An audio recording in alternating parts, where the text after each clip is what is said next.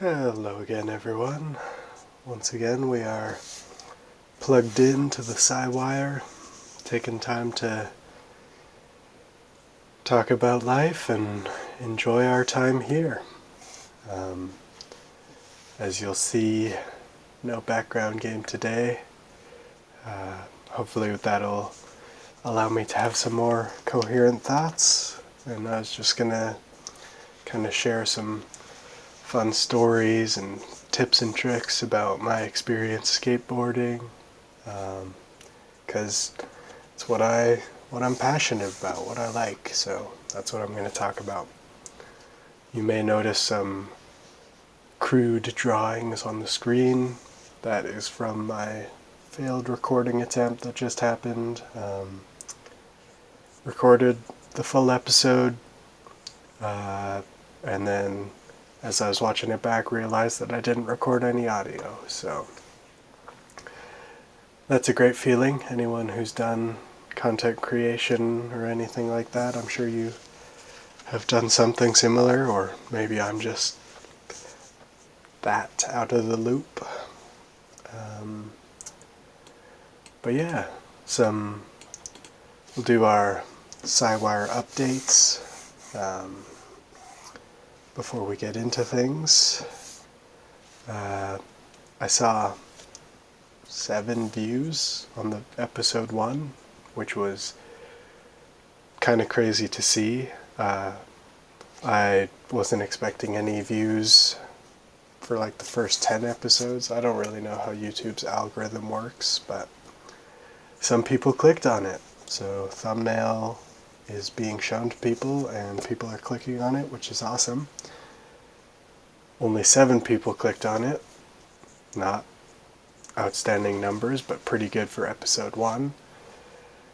The average watch time was 13 seconds.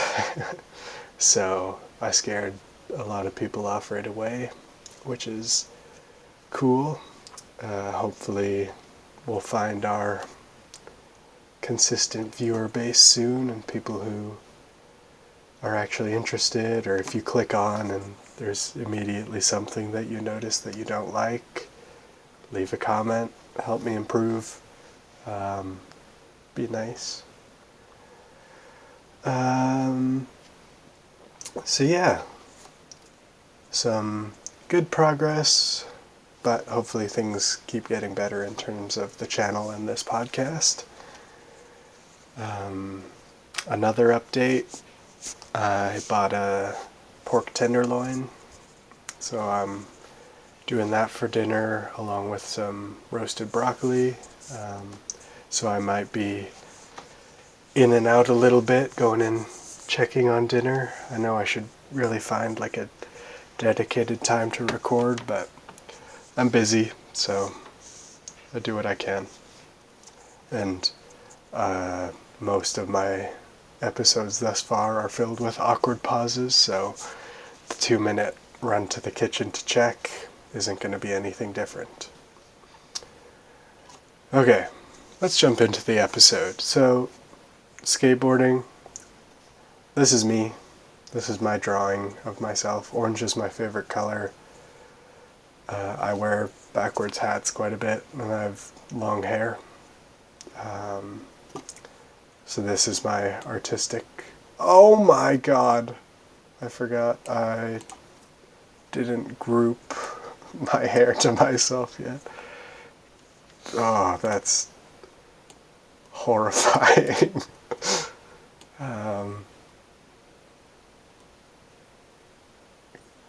Can have like hairy... Let's not get too distracted. There, now I'm smiling too. Bonus. Okay, well, group all of this together real quick. Control G. Nice. Now I can move myself without going bald. So yeah, I just have like a list of skateboard tricks that I'm gonna talk about, my experience kind of learning them, any tips that I have, any funny stories from my journey learning them. And yeah, just kind of share my skateboarding progression journey with you guys, or at least part of it. There's obviously so much that I could talk about, but as with learning any new skill. But yeah, we'll jump right in and hopefully it'll be good.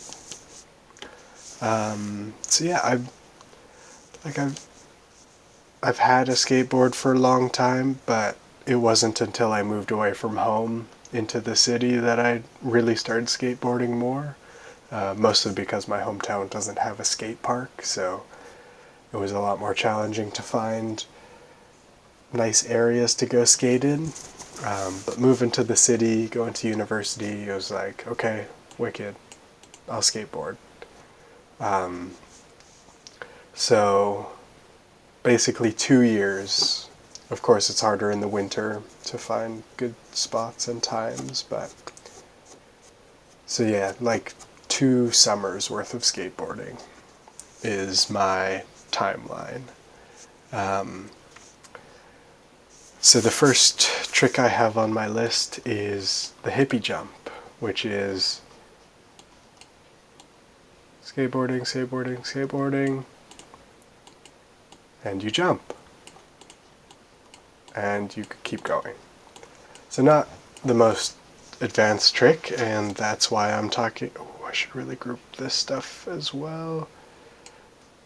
Not the most advanced trick, of course, but that's why it is near the front of the list. Or the very first thing on the list. Group that quick. So for the hippie jump, oftentimes you'll do it over an obstacle. So this is my short little hand railing. So if you're skateboarding and you're approaching the obstacle, you'll jump, the board will slide under, and you'll land on it on the other side, and hopefully continue skateboarding away. Not a super difficult trick to learn. The biggest thing is being kind of centered and balanced on your board, not too far back, not too far forward. And when you jump, you want to try to jump as straight as possible. Because if you jump forward, you're going to push the board back. And if you jump back, forward. Like, I don't know if anyone's ever tried to jump off of a swing, but you end up in the same spot. Because the swing moves, not you. So yeah, jump up, let your momentum from approaching the obstacle carry you over it, and then land on the board once again. Yeah, one of the first tricks I learned just because it's easy and pretty fun too. Slowly trying to do bigger and bigger obstacles. Like I've started trying to jump over some benches and that sort of thing. So yeah, it's fun. Alright, next on the list, manuals. So a manual is basically the wheelie equivalent for a skateboard. So you'll be going along with just your back trucks on the ground, or your back wheels. Manuals are super cool because of they're difficult. Balancing over a centimeter of wheel touching the ground isn't easy by any means. But the neat thing about manuals is that you can really kind of see your progression with them very clearly. With some other tricks, it's kind of a all or nothing scenario. You either land it or you don't, but with manuals, you can see the growth and the progression of your skill set by landing a manual for half a second, and then a second, and then two. So yeah, manuals are interesting and kind of unique to skateboarding in that sense. The biggest tip that I kind of learned doing manuals is a lot of people, when they start, they'll kind of remain in the center of the board with 1 foot forward and 1 foot on the back. and they'll kind of make it like a pushing contest between their two legs, pushing hard on the back, trying to get the front up off the ground. But if you center your stance above the wheels that you're balancing over, it's going to be a lot easier to maintain your balance and easier to kind of have your back foot on the tail of the board and just feather your front foot up front to kind of keep the nose down, make sure you're not grinding the tail against the ground. But yeah, moving that center of balance from the middle to the back. Oftentimes you don't physically move yourself on the board, but you slide the board out in front of you by shifting your hips a little bit. So yeah, that's my manual tip. Caveman is next.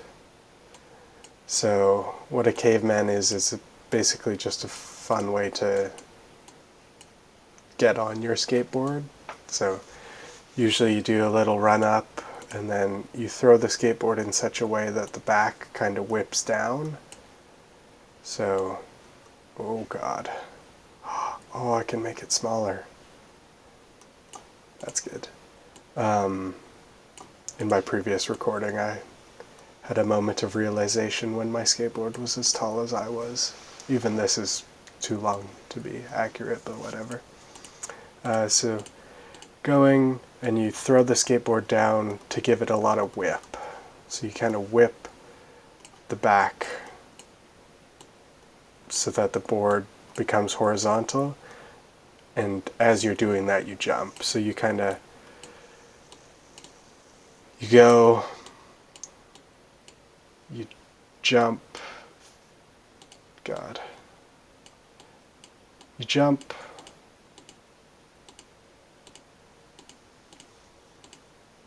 oh dear, throw the board to give it some whip to get it horizontal again, and then you land on it and continue on. But yeah, basically just a fun way to start your lines, that sort of thing. More unique than just setting it down and starting to push. But yeah, again, one of the first tricks that I learned. Not really even a trick, but still fun to do, and it's a nice thing to kind of start off your line in a bit of a fancier way.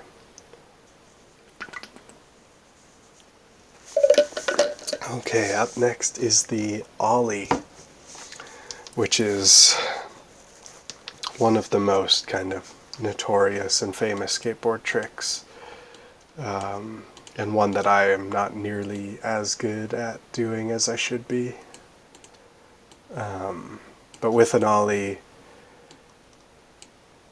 you jump, and as you jump, you want to snap the tail of your board down, and by pushing down on this part of the board and it hitting against the ground, that's what pops the board up into the air. And then once you get up here, there's a whole slide of the front foot up to level the board back off, but that's the part that I'm not so great at. But ollies are really neat because they're like putting winter tires on your car. I'm from the mountains, so lots of snow, lots of kind of back roads, and with summer tires on your car, you can't really go anywhere, and it's kind of nerve-wracking to go anywhere. But as soon as you pop those winter tires on, it's like your world doubles in size because there's just so many more places that you can access easily and that sort of thing. And ollies are the same way. They aren't the flashiest or most exciting trick on their own, at least that's how I feel, probably because I'm not very good at them. But they just open up so much more, ollieing up onto a box that you can then drop down off of or do a trick off of, or if you're just cruising down the street, being able to ollie up the curb instead of stop, pick up your board, step up onto the curb, keep going. So it just really improves the flow and environment and enjoyment of skateboarding, I find. We have the Shove It. So Shove It, Pop Shove It, the only difference is the Pop Shove It kind of incorporates the ollie, snapping the tail down to get the board up into the air, whereas the Shove It just kind of uses pressure on the board to flip it around and get it into the air. So with a Shove It, here's my left foot and right foot. I'm looking this direction. So with a Shove It or Pop Shove It, I'll be interchanging just because I can do both and there's not a huge difference between them. So you could do, a Shove It is basically a 180 of the board. Now, I guess this isn't technically super accurate, because my feet should be remaining in the same place. If we ungroup and delete everything, perfect. Why is it over there? Okay, we won't bother with that. It's a 180 of the board beneath your feet, but you remain in the same position. So there's front side and back side Shove-Its, and we're going to use front side, back side nomenclature when we talk about 180s as well, and like reverts and basically any rotation. You can preface it with front side or back side. Front side is rotating this way and back side is rotating this way, because if I'm standing like this on the board, I'm facing this way, traveling this direction. So if I'm rotating this way, I'm going to end up facing the direction that I'm going as the front of my body comes around. But if I'm rotating this way, there's going to be a period where I can't see the direction that I'm going. I'm going to be facing this way. So your back is to the way that you're going. So that's front side, back side. Front side is generally considered easier for a lot of tricks because you can see your landing zone, versus back side there's a period where you can't see your landing zone. It's kind of the same. I don't know who out there has done some, I guess most kids have gone on a trampoline at one point or another, but it's similar to the difference between front flips and back flips, where front flips, a lot of kids consider them to be easier and less scary because you're looking at where you're going to be flipping rather than not being able to see where you're going to be flipping. So yeah, Shove-Its are like my favorite trick maybe, or my favorite flip trick. My only flip trick until I learn how to kick flip, which hopefully will be soon. But yeah, there's just like each category of tricks, the first time you land a trick from that category, it feels so good. So there's the basic tricks like manuals or cavemans or hippie jumps, or kind of those like flat ground freestyle sort of tricks. There's flip tricks where the board is going to be flipping and stuff underneath you, and then there's grinds. Of course there's like quarter pipe and bowls, and it's a huge simplification on my part, but flip tricks where the board is flipping around underneath you feel really cool, in my opinion, and look really cool. So Shove-Its have a special place in my heart, being my first flip trick, and nothing kind of feels cooler than doing a kick turn on the quarter pipe, coming back down, boom, Shove-It. or pop shove, or going off a box and hitting a pop shove it down a couple of stairs. It just really feels like you're doing something cool. So I like them for that reason. Body varial is basically the opposite of shove it or a 180 hippie jump. So you're going to jump off the board, flip the way that you're going, and land. My roommate really likes body varials. So when I have him on as a guest, I'll let him kind of talk more about it. But yeah, they're fun. They're cool. They're not my personal favorite. Maybe just because I'm not very good at them. Maybe because I just don't think they're as cool as some other tricks. But yeah, we'll move on. I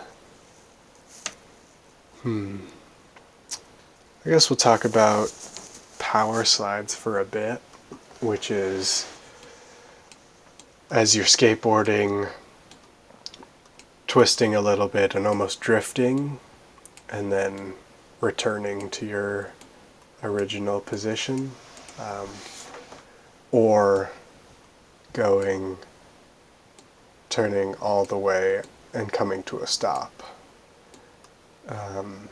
They're really cool and they're really useful for controlling your speed, especially if you're like bombing a big hill or something. I'm awful at these. I always go rotate my board and then go flying off the front because I don't lean back far enough. So my board stops, I don't though. But again, my roommate, really good at power slides.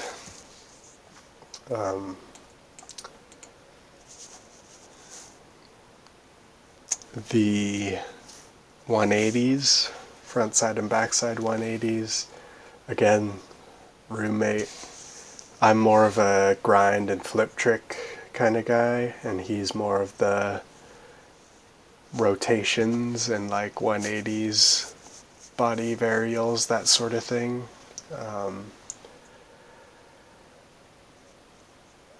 But yeah, the 180s are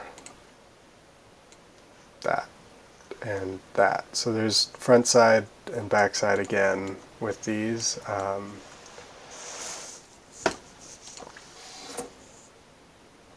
Kind of the biggest tip or trick that I can give on these ones is that your head and shoulders steer you. So if you turn your head, that's going to turn your shoulders, which is going to turn your hips, which turns your feet, which turns the board. If you just focus on turning the board and leave your shoulders and head kind of stiff and immobile, you're not going to end up getting the rotation that you want. So 180s, front side is, I think, easier than back side because again, you see your landing zone, but biggest tip I can give is move your shoulders and the feet will follow. I'm gonna be quiet for a second as I go check on my dinner, but I will be back in 2 minutes.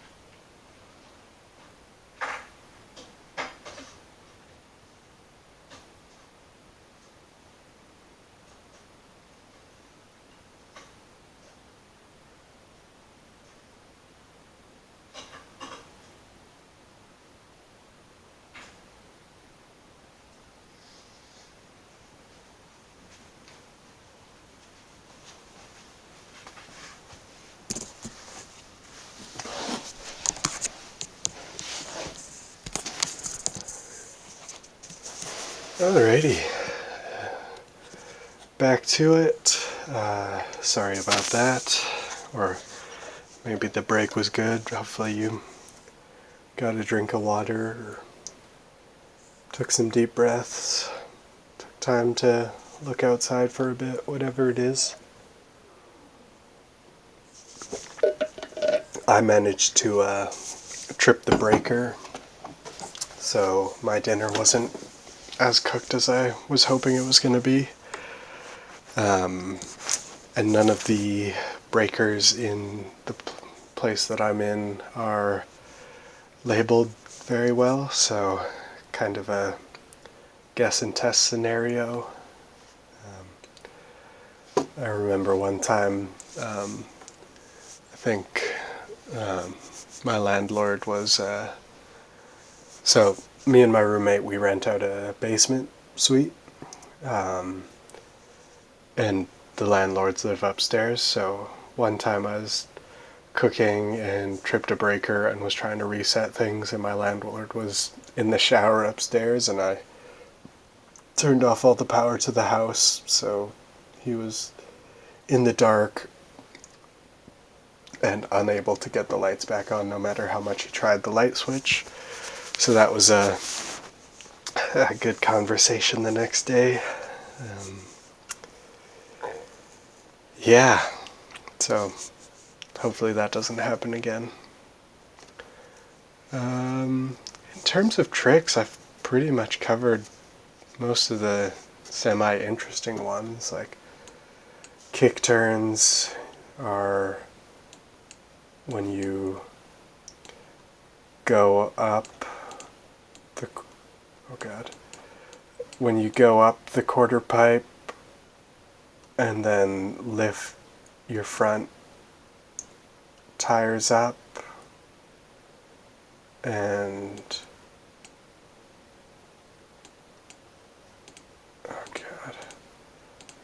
this is going to be a nightmare. You go up, lift your front wheels up, rotate around, and go back down the other way.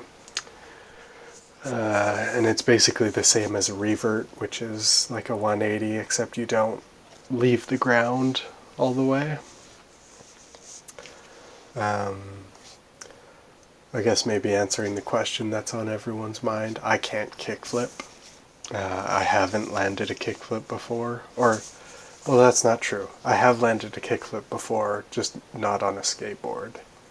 I have a snow skate, which is a snowboard that's the size of a skateboard, pretty much.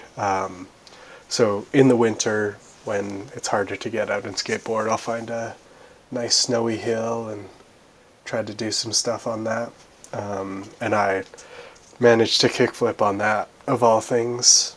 I think it's easier without the wheels, and your board is just kind of in place. You don't have to have that fear about landing on the board and shooting it away. When I was younger,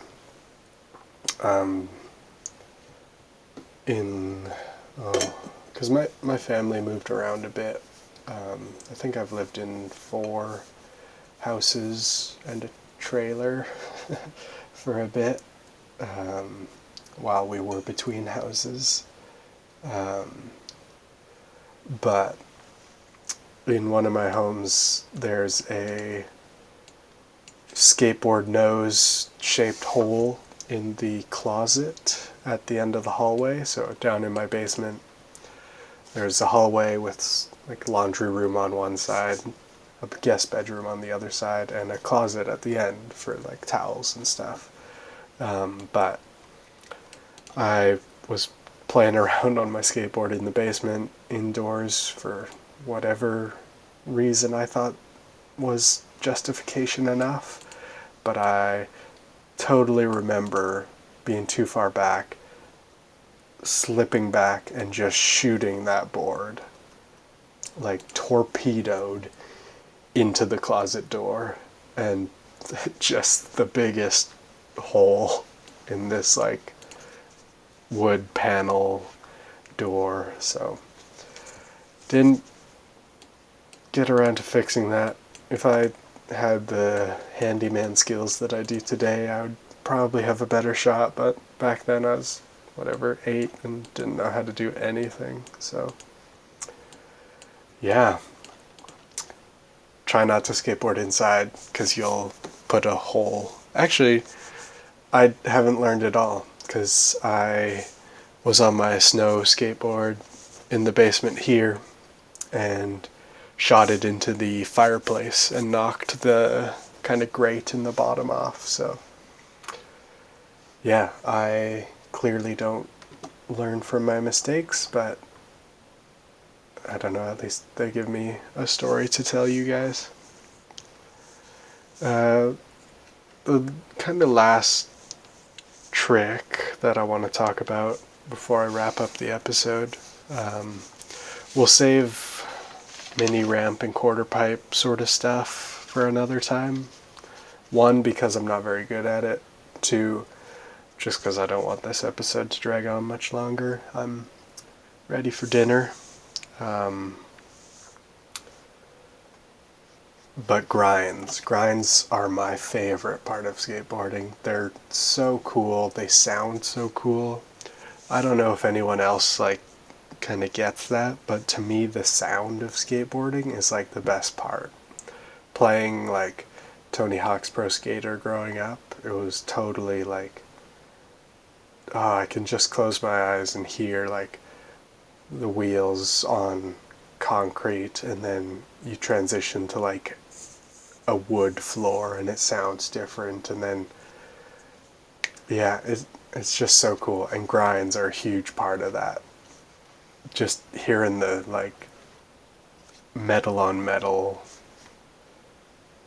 it's just so cool, and they look so cool, and they're so hard.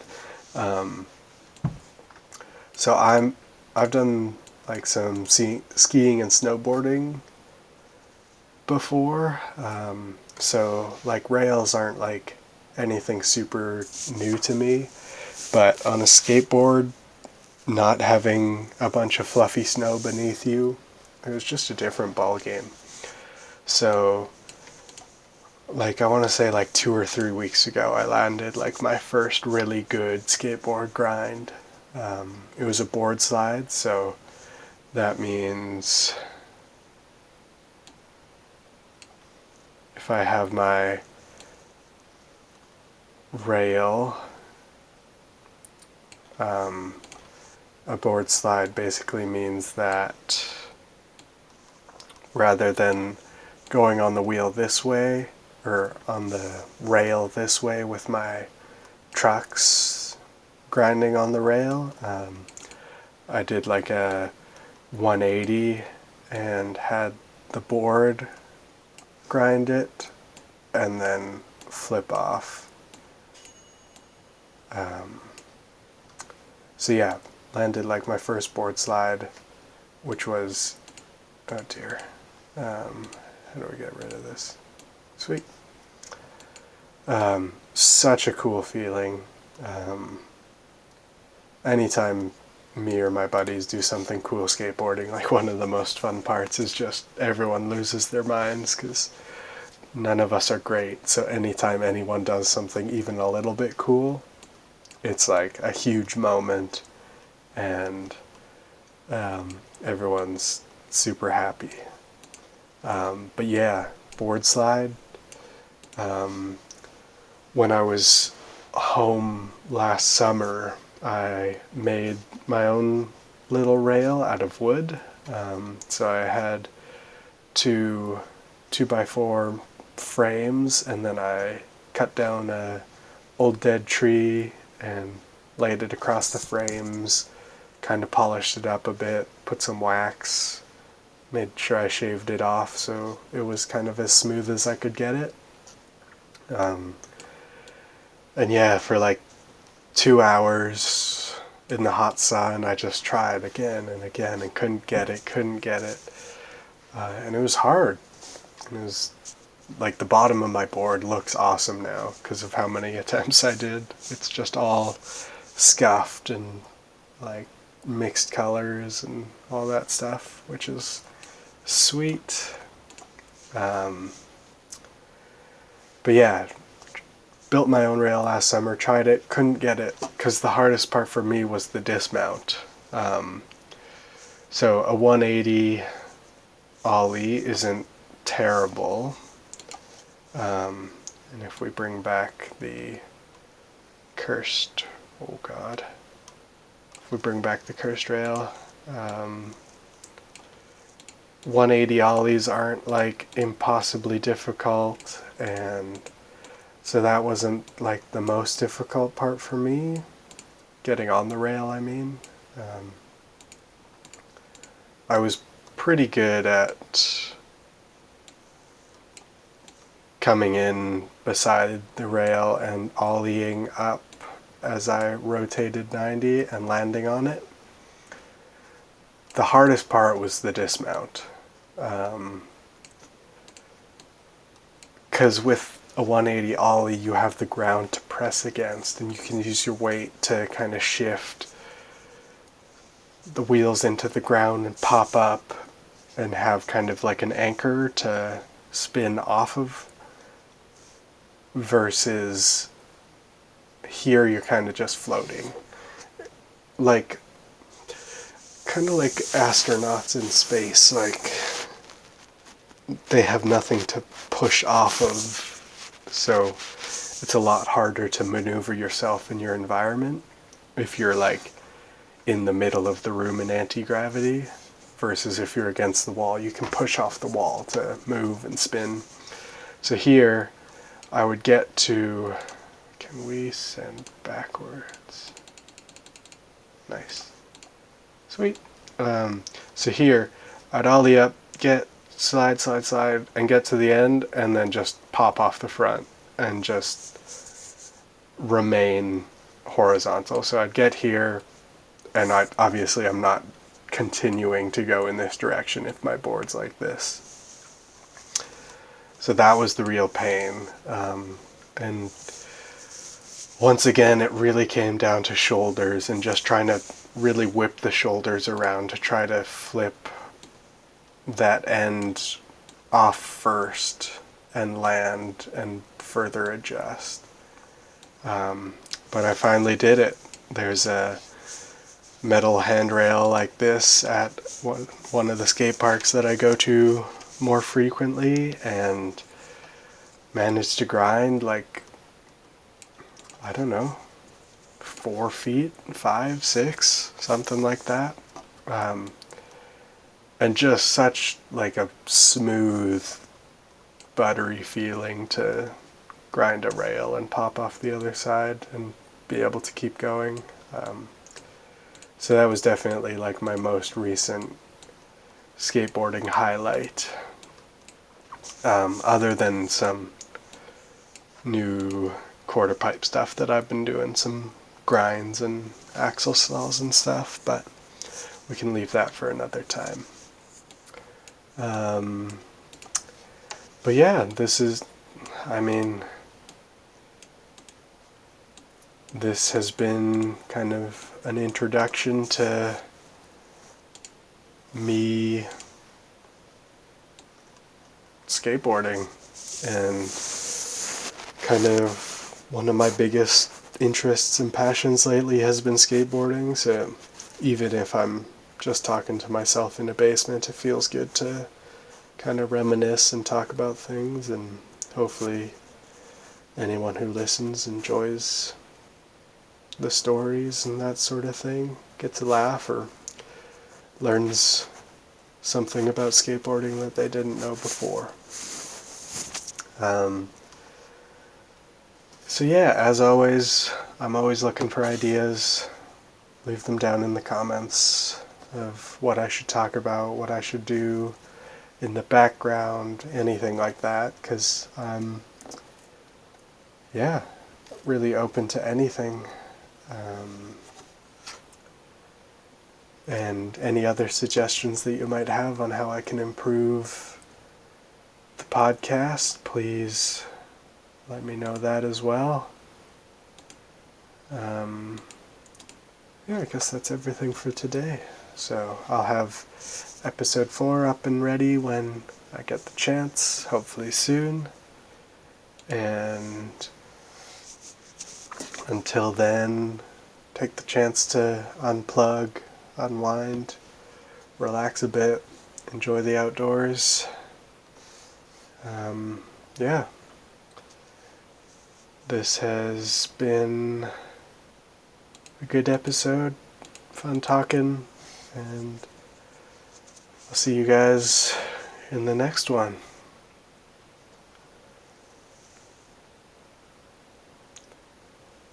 Love the outdoors.